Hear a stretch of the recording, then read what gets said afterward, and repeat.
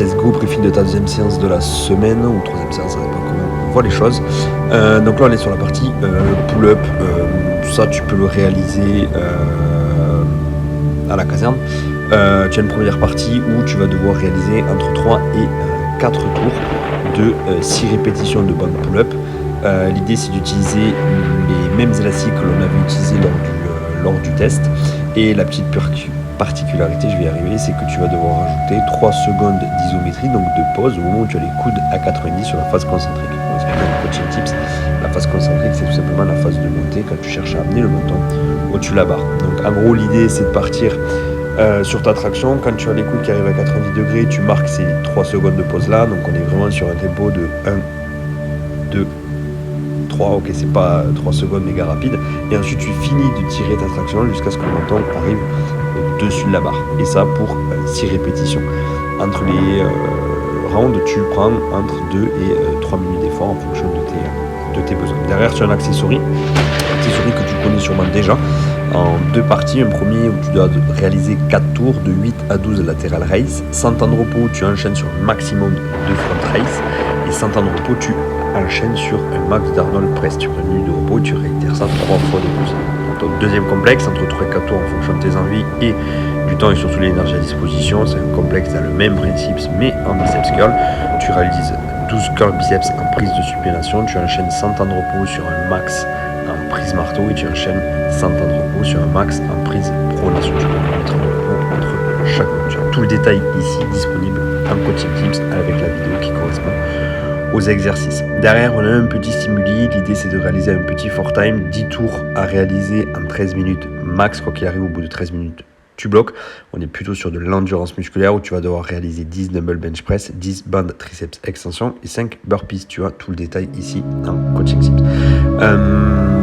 Les objectifs sur cette séance là en ce qui concerne les pull-ups, l'idée c'est réellement de te tracter sans utiliser le keeping, sans mouvement oscillant, d'avoir une appui complète, départ avec les bras bien tendus, arriver vraiment avec le menton au-dessus de la barre sans mettre d'à-coup, avec une posture idéale, c'est-à-dire les mains à peine plus larges que tes épaules. Pense à bien mettre tes phalanges en direction du plafond pour limiter l'impact sur le grip, et d'activer ton gainage en gardant les pieds serrés, les abdos bien serrés, les côtes proches du bassin et les fessiers bien engagés. Okay, au moment où tu marques la pause et au moment où tu repars, l'idée c'est après la pause, tu finis ton mouvement concentrique, fais vraiment en sorte de ne pas donner des coups d'à-coup ou de keep pour pouvoir finir ta traction. Dans le cas où c'est trop difficile, n'hésite pas à me le noter, tes ressentis, tout ça, etc. pour que moi je puisse réadapter par la suite. Les 2-3 minutes sont très très importantes pour pouvoir te permettre de pouvoir réitérer cet effort.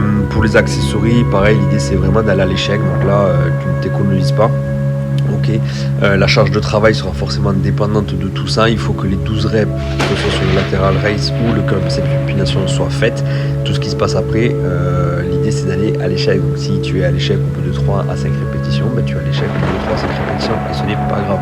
Ok, donc le premier tour sera sûrement un tour test pour pouvoir réajuster ta charge de travail et vraiment aller dans ce stimuli là. Et ensuite sur le 2-3, 4 ou le 2-3 pour le curl biceps, tu maintiens cette charge de travail là. N'hésite pas à la noter sur le plan de cours pour que tu puisses avoir le repère pour les séances suivantes, parce que cet accessory là va revenir. Ok, sur le lateral raise, ce qui va être important, sur le front raise, etc. Tout ça, les exercices se rejoignent. Dumbbell lateral raise. So we're here, standing upright. I want you to slightly lean forward, so we don't want to be too upright. This helps target that medial delt a little bit more. So you're here. I want to slightly raise, slightly bend the elbow. Sorry. C'est un petit peu le même principe pour le front raise. La presse, ok.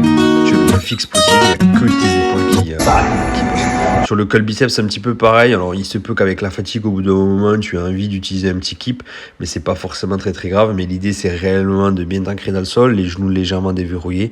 Toujours cette activation de ton gainage là, ok, en gardant les coudes proches de ton buste, tu viens réaliser ton mouvement.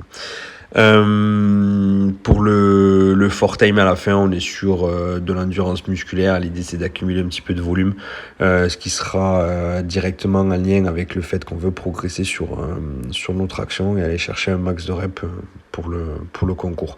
Donc, tu as 10 tours à réaliser. L'idée, c'est d'avoir des transitions très très rapides.